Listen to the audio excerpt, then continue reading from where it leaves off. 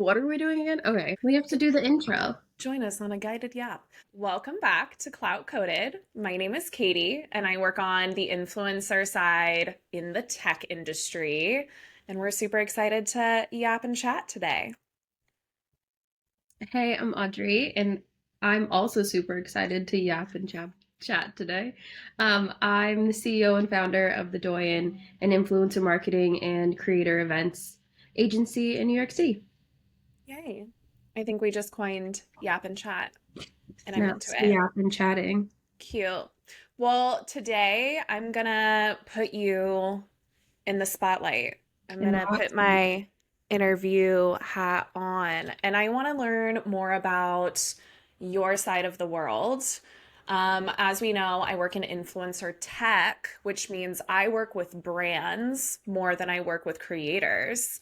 So I Hmm. want to hear from you today, from your POV and your side of the world. So I'm gonna interrogate you, and Okay. we're just gonna yap and chat about your little life as a CEO My wee of, little.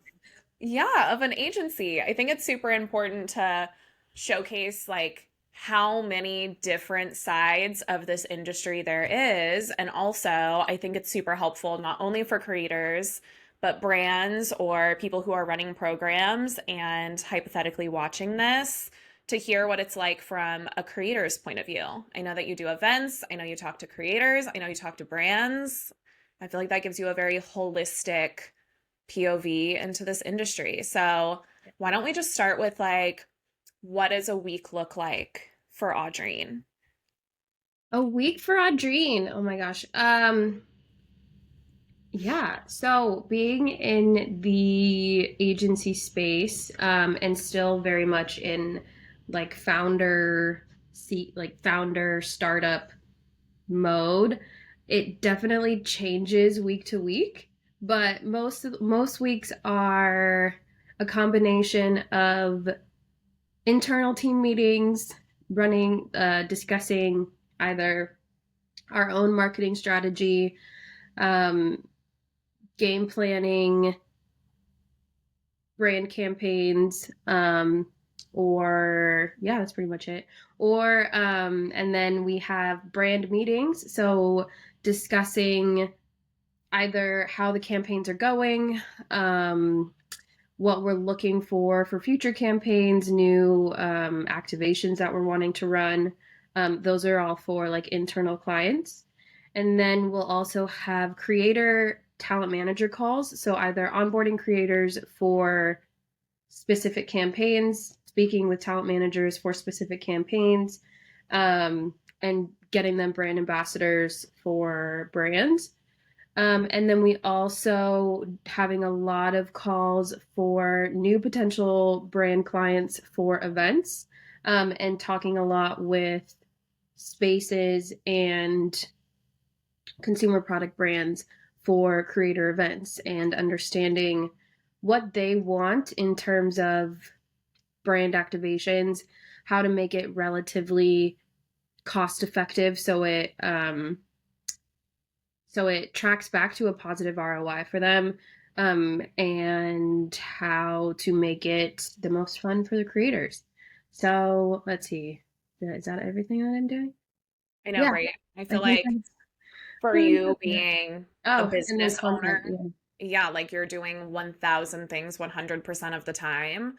But Yeah. I think one thing that's very like relevant in everything that you just said is like within influencer marketing as a whole, you have to be very diversified in your approach. So, Yeah. from a brand's point of view, you should be looking at working with creators in more than one way. It's not Yeah. just about having a gifting program, an ambassador program, an affiliate program. There is more to it when it comes to things like events.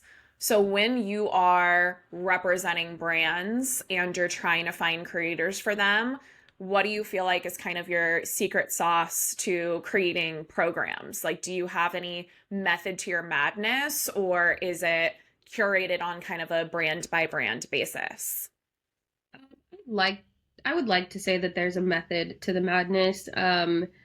But I think truthfully, it definitely comes down to brand by brand. I mean, like we have our internal systems of how we organize everything and how we keep everything straight, but the truth of the matter is each program is so specific to that brand that we bring our systems into the campaign, but then it definitely has it morphs into a life of its own. So when it comes to like, do you mean like strategizing how each campaign is its own, or Yeah, how we like for example, I work a lot with brands who are either extremely established in this space and they don't really need me to consult on what they should or shouldn't be doing when it comes to running an influencer program. And yeah then sometimes I work with brands who have never done this before. So I um, usually try to kind of create a logical framework for them to be able to zoom out and almost reverse engineer it. I think a for lot sure. of the times brands are like, well, we got to work with influencers, but like, then what? And I usually tell people, like, well, what's the end goal here? Like, are we trying to get content for socials? Are we trying to get content for ads? Are we trying to syndicate content across, you know, Yeah, SMS marketing, the website, so on and so forth. And then that's going to answer your questions on the types of content we need to look for, yeah, and then therefore the types of creators we need to go after.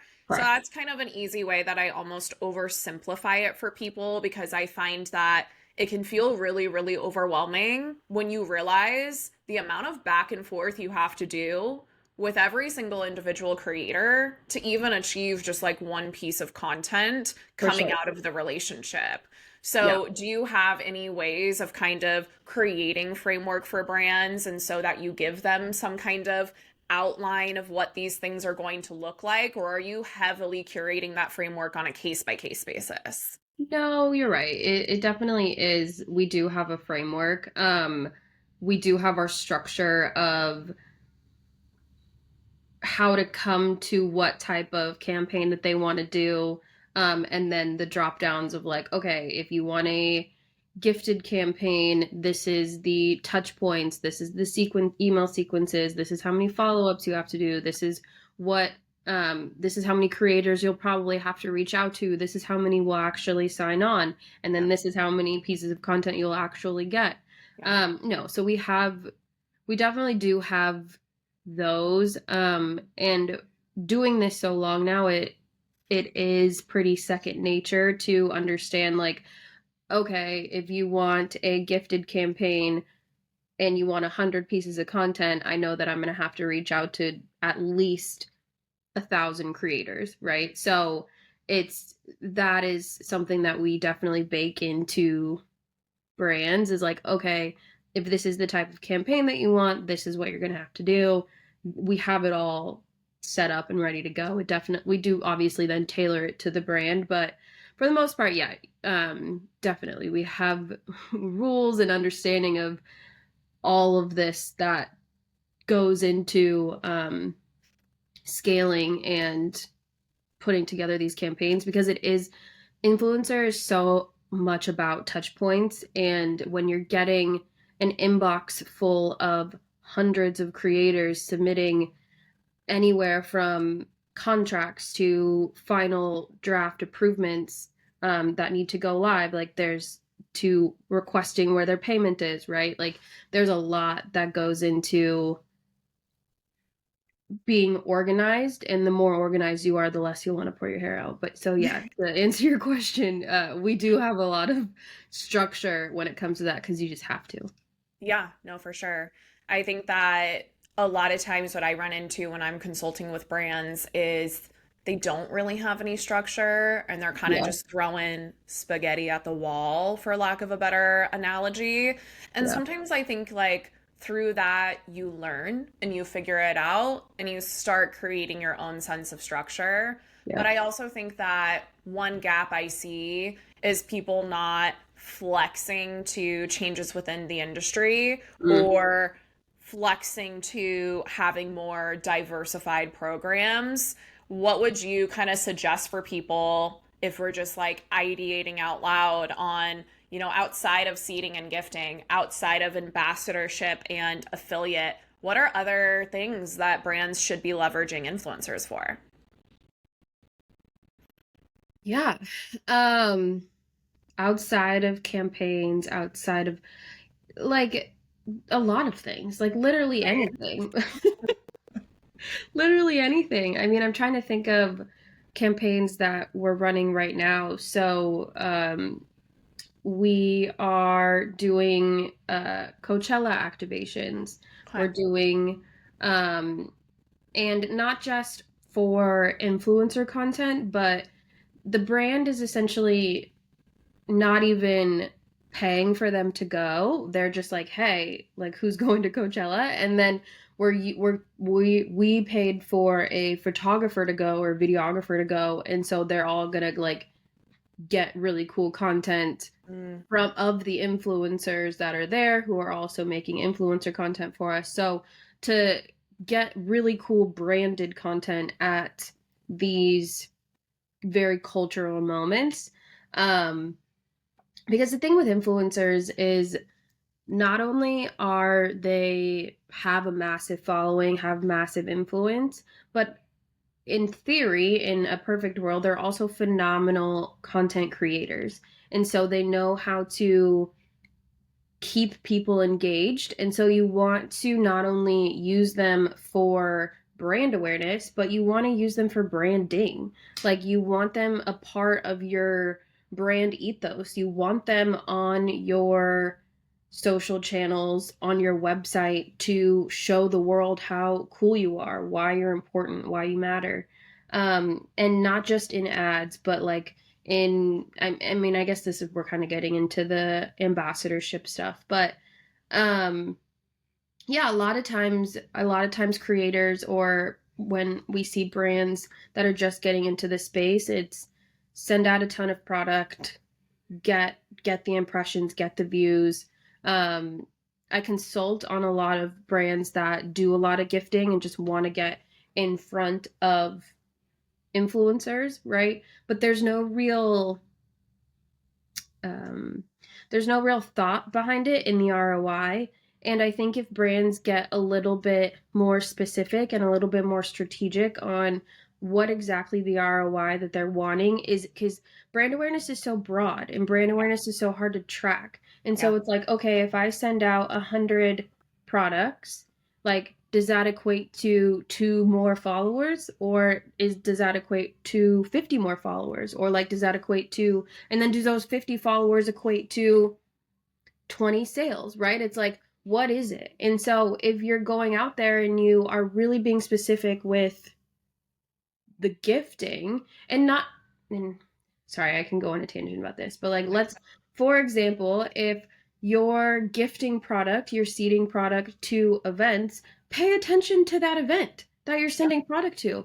I know like so many, like we run events and I know so many brands just send us stuff and they're not following up with Yeah. how the event was, what content they got out of it, what even our socials are. Like they're not paying attention.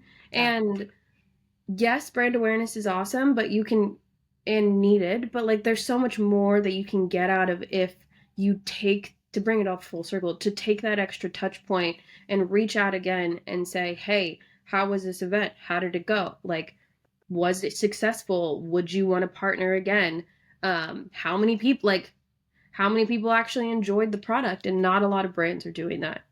Yeah. Um, yeah. No, I think that's a really good point of like not only first and foremost in this industry, we're losing on average, I think people say 80% of attribution. And what that means is when I send someone my product, I cannot then guarantee or track that that person is then converting sales. Right. Also, if I give someone a revenue tracking mechanism, such as a discount code or an affiliate link that is Mhm. directly attached or appended to a creator, it Yep. doesn't always mean that the consumers are backtracking and using the code or going through and using the affiliate link. So, a lot of the times, it's very, very, very hard to prove success and attribution of programs that are not using revenue tracking mechanisms. And even when you are using revenue tracking mechanisms, it doesn't mean that you are absolutely able to say that 100% of the sales in the last quarter or 6 weeks are because I did this influencer activation or this event or what Yeah. have you. Yeah. But I also think part of what you're saying is that influencer touches so much more of a brand's marketing scheme Yeah. than I think a lot of people like to own up to. Because what you're saying around events is that's product placement. Yeah. Like when we're watching Love Island and they're all in the fitting room, and behind them there's, all of these different cosmetic brands that are quite literally put there in a product placement play. So that way we are being subliminally advertised to that Yeah. these hot bombshells on Love Island are using XYZ cosmetics or hairspray or tools. It's going to be something that is a soft touch point to a consumer. So if you're not kind of connecting all of those touch points as a marketing team from we placed product at this event, we had these influencers post about this product while at this event, and then maybe we're taking that content and we're boosting it on socials to then essentially subliminally get it in front of the same people's eyes again, where we're creating 5, 6, 7 touch points out of one instance or one event or one activation, I think is where a lot of brands miss the mark. Like Yeah. they're not leveraging the fact that consumers aren't going to buy whatever product the very first time they see it. So if we're not leveraging putting it in front of people's faces more than the one time, Yeah. for example, sending the gift, getting one story, and then we're moving on with our lives, I think that is such a waste of time and money. So I think leveraging these influencers, either long-term relationships or leveraging the content across multiple channels, is really the way that people need to be looking at it. Because otherwise, you're kind of what I would call churning and burning. Yeah. And it's really hard to track attribution when that's all you're doing. Yeah. Yeah. I mean, I have a really interesting and probably controversial point of view, but as a creator myself, I get inbound requests for content collaborations, and a lot of it is gifting, which is fine. But what I have found is what I think is misguided on the brand side is you're gifting and then also requiring XYZ requirements for whatever. And what I think they don't understand is it's not effective because nothing like I here I'm trying to like organize my thoughts, but No, I think I kind of understand what you're saying of like um it's not mutually beneficial it's between, not. You're yeah, wasting money because you're going to send me the product and then you're going to tell me that I have to do XYZ things without paying me, and which then you're just going to upset me because I have people in my inbox who are paying me to do it. So it's like, and let's not even talk about like how much they're paying me, right? Like that's like completely a different conversation. But like a brand saying like, "Hey, we value your audience. We're going to pay you for your audience. Here's our product." Like tell a brand, I had one the other day, send me a product and they were like, "Okay, now we sent you product, you're required to do this." And it's like you're using my audience. You're using me to drive sales. I understand that costs are low, but like, or costs like budgets are low. But what I tell brands who want to do gifting is either do it with zero obligation to post because yeah. you understand that that's their audience, they built it, and you're bandwagoning on their audience, Mhm. or two, do small amounts of gifted campaigns, like small, and monitor who's actually posting and double down on those people. Yes, It's not say it that louder for the people in the back. it's not Yes. that hard. Like you celebrate the people that care about your brand. You don't shove it down your throat for people that don't care about your brand, and you Yeah. grow from there. Or you give a tiny little budget to influencer just to try it, like tiny, tiny. You pick 10 people, have them post about your brand for 4 months, and then pick new 10 people, and then you just cycle it through. And Yeah. so it's like there's ways to build brand awareness that feels authentic for very cheap, that's not breaking the bank, that actually works, and you're not like and you're not just wasting everybody's time. Because Yeah. my thing on the like sending product and forcing people to post for gifted campaigns, like as someone who's ran those campaigns and in the past because we were required to, is it is so much work on your team to Yeah. try to get people that don't want to post to To post. roast. Yeah. Like like you might as well take that energy, double it for people that actually care about your brand than to have one person maybe post a horrible piece of content that does nothing for nobody, and like 20 months later they finally post and you're like, hey, congratulations, I'm glad that 15-second video did got 200 views and now Yeah. we can all move on with our life. It's like put put the effort where it actually matters. Yeah. No, I agree with you 100%. I think when brands come to me and they say, like, we don't have budget, we just want a gift. Great. I think, like, that's like saying, I don't have a lot of money, I'm having a small wedding, will you do my photography for free? It's being disrespectful Yeah. to someone who is honing their craft. Correct. So if you are going to gift with no expectation to post. Correct. If they end up surprising and delighting you and becoming brand champions, that is answering a question. Yeah. Do they like the product? Yes. Are they willing to talk about the product? Yes. Are Yeah. they then authentically promoting this product to their audience and creating a sense of loyalty? Yeah. Yes. Well, Great. I am now narrowing it down on who I should be maybe possibly paying. I think gifting is great for testing. correct. I want to see who's down for me. Correct. And maybe I just want to surprise and delight. Maybe I see people who are already tagging me and already posting about the brand. Yeah. I think that is where this industry is going, which honestly is very, very reminiscent of like early IG days Yeah. of, maybe like 2014, 2015, 2016, where you could become a content creator and an influencer through tagging and talking about brands Had without this being paid. conversation today. I had this Literally. conversation today. But I I was think we're literally shifting back talking. to that because it's a loyalty play. It's like you Yeah. already are a brand champion. That's half the battle. Yeah. So, Yeah. No, I literally had this conversation today. I was talking to a creator and a smaller creator, and I literally was like, they were like, I see people tagging brands on Instagram, but you don't really see it on TikTok. And I dead ass was like, who fucking cares? Tag the brand. We are like, I was like, as someone on the brand side who is constantly looking for cool new creators to work with, if you tag me, you make my job 10 times easier. yeah. Like, tag the brand.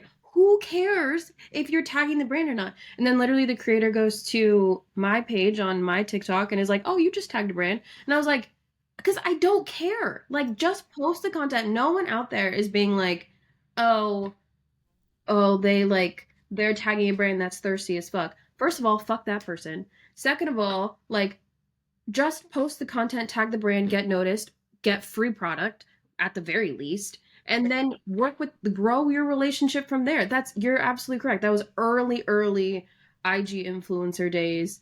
Yeah. And that's how it all worked. But like with how many influencers there are now, how many creators are there now, which is amazing for the creator economy. This is not me hating on the fact I love that.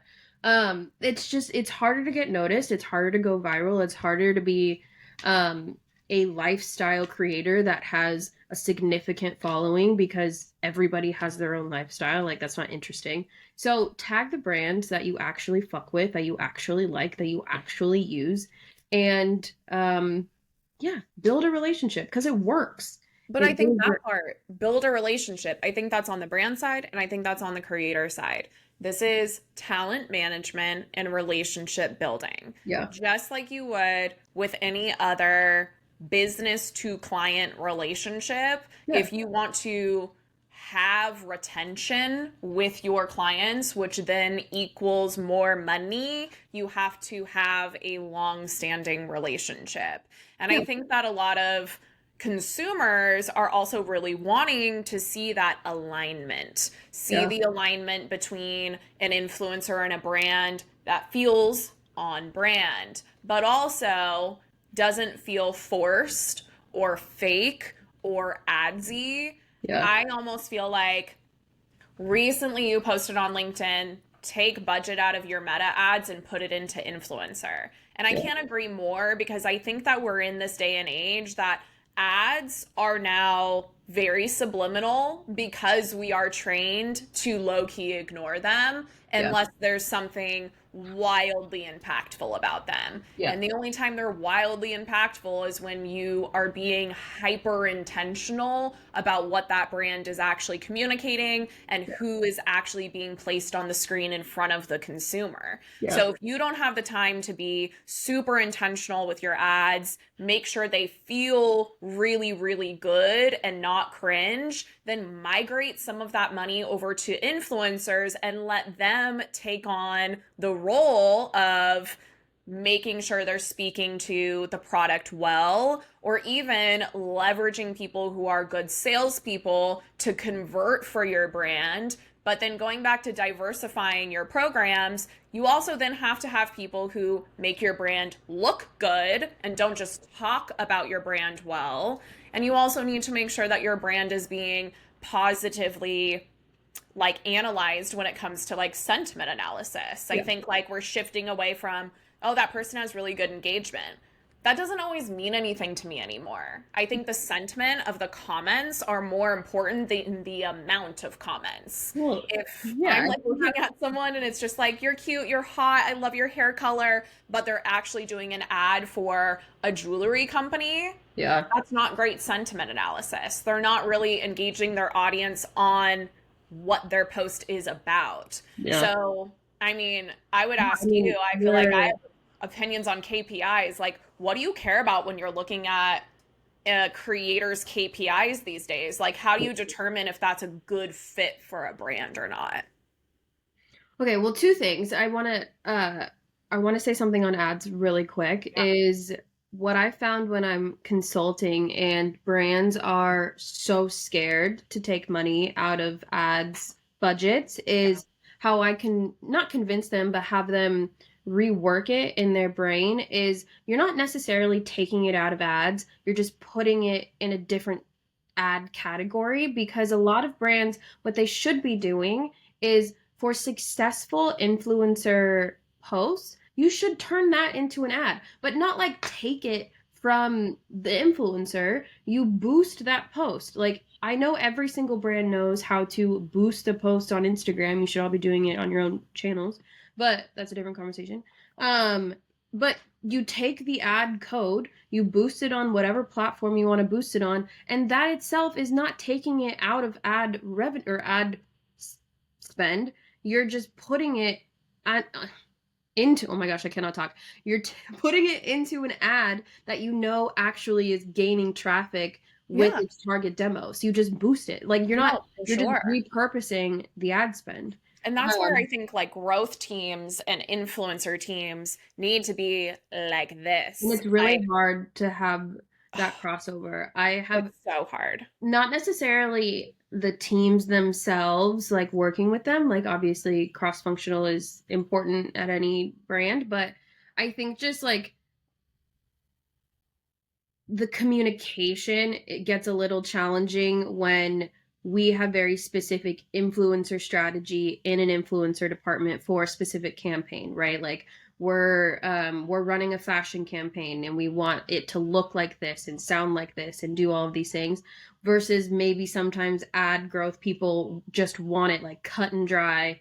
This is the product, this is why it's awesome, blah blah blah, and it loses that kind of influencer spark. So Yep. it's hard to kind of have those align, but if you can get it where your ad team or your growth team is very closely linked with whatever the objectives of the influencer or vice versa, or maybe just everybody's clued in to like one objective for the brand for the year, then yeah, they should be very closely working together.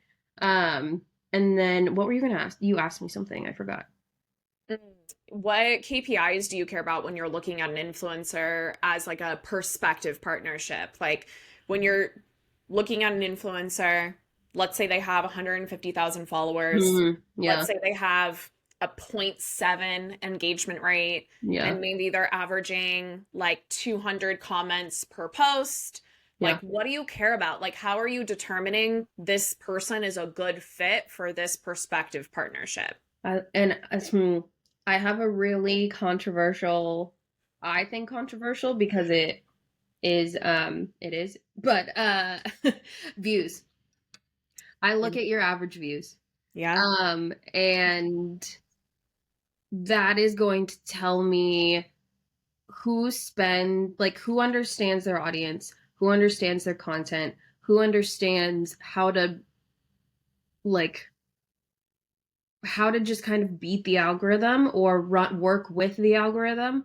And there's people who have millions of followers and an aesthetic account that I really want to work with who have zero, very, very, very small views. And it sucks because at that point, I'm either gonna do one of two things. Either say, screw it, I want to work with you, but then I'm gonna take the content for myself to use it like we're talking about, either on ads or organic on our own page or whatever I want to do with it.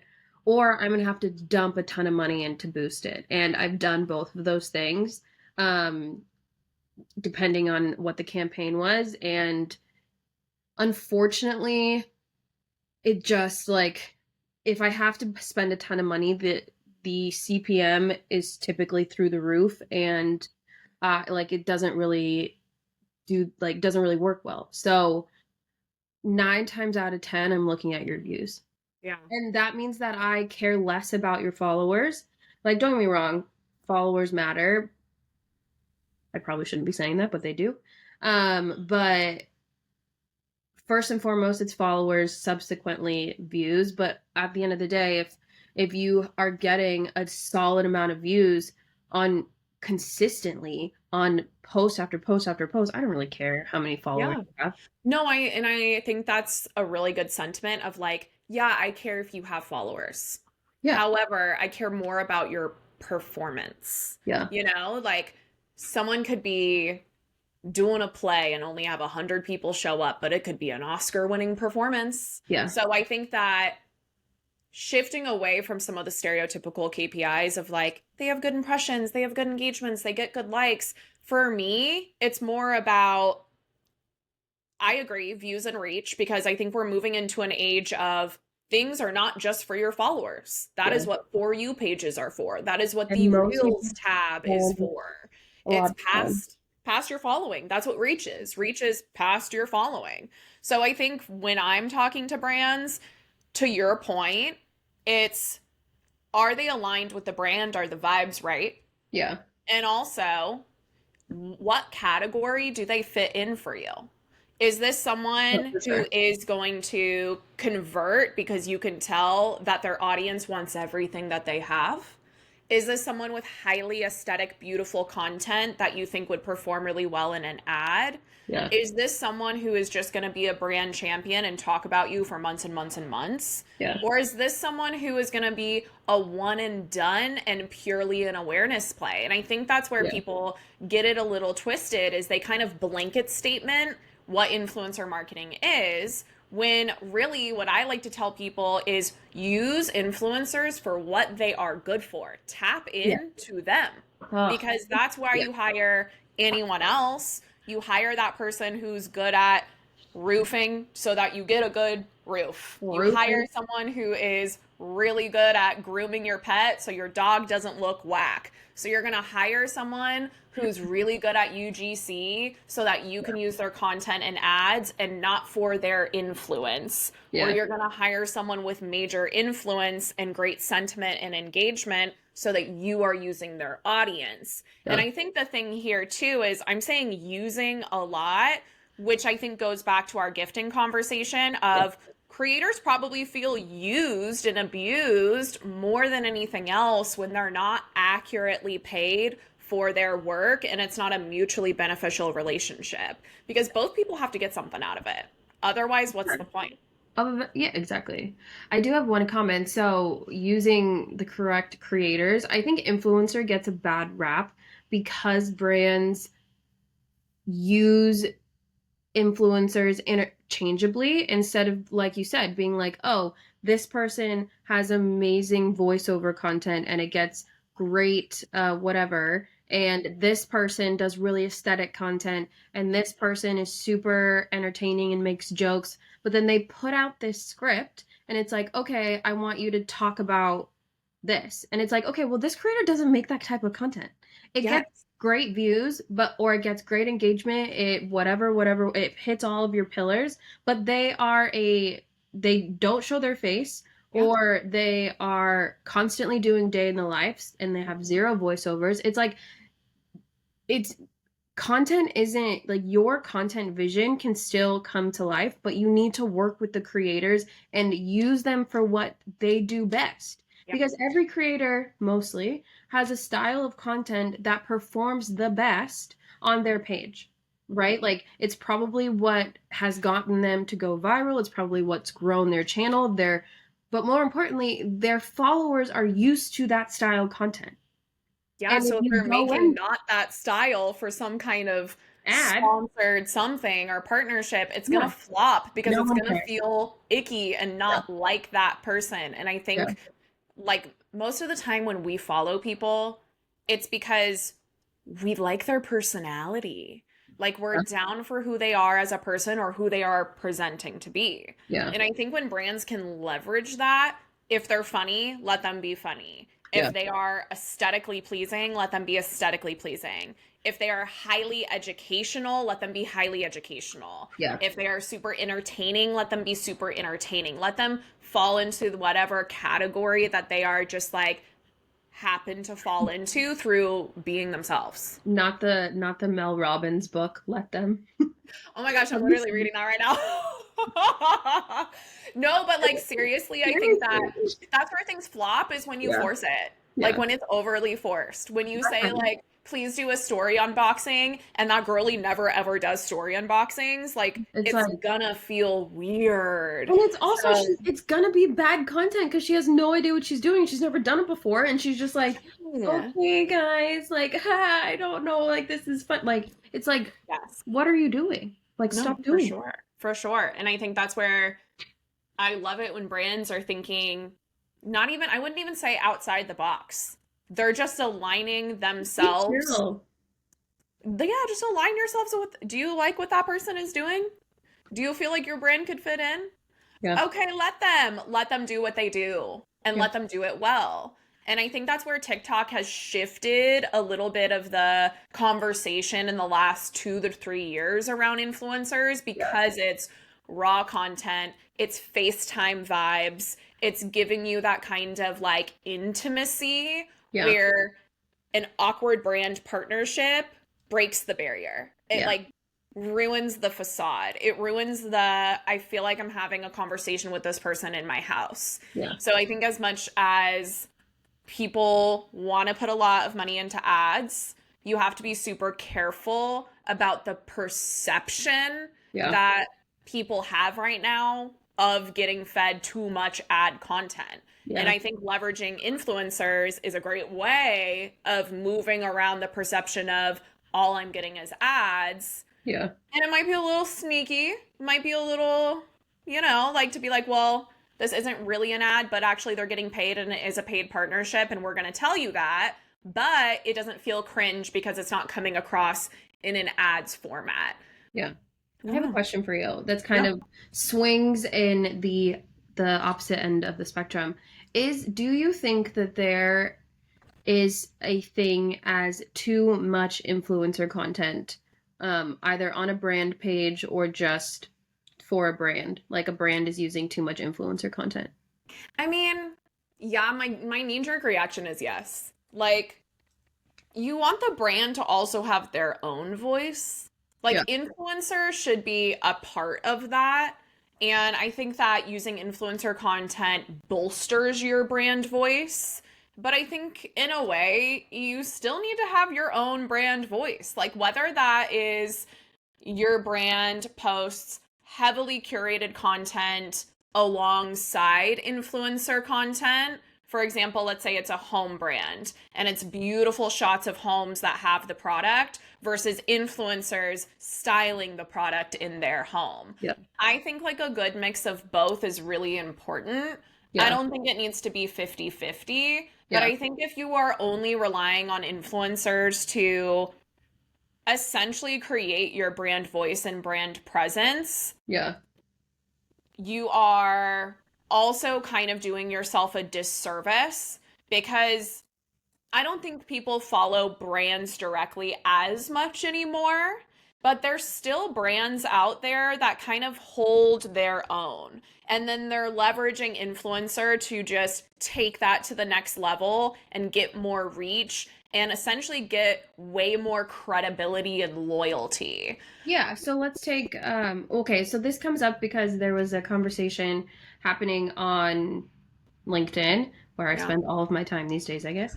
And they were talking about, I'm just gonna call out the brand because I have zero affiliation. But they were talking about how Topicals Mm, has uses too much influencer content, and I don't think I really noticed it before, but I went on their page and it is heavily influencer based. And I guess to what you're saying, I guess I agree with your point is I guess I don't have a strong brand affiliation to Topicals other yeah. than the constant topical images that come to mind of the influencer like topical Yes. eye bags, which are super cute, but I don't have, there's nothing else that comes to mind.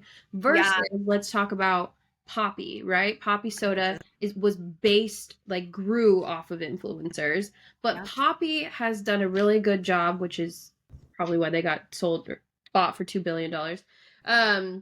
But Poppy did a really good job of, when in my brain, when you think of Poppy, I think of the soda, right? I think of like their interesting activations that they did with Poppy, like the infamous influencer Poppy robe, Yeah. or like all of these things, right? It's like a Poppy brand. Poppy is bright and um, tries things and has really good flavors, and they're constantly doing these things with influencers, but they're constantly about their brand and building their branding with Yeah. influencers, but like the brand isn't influencers. You know what I mean?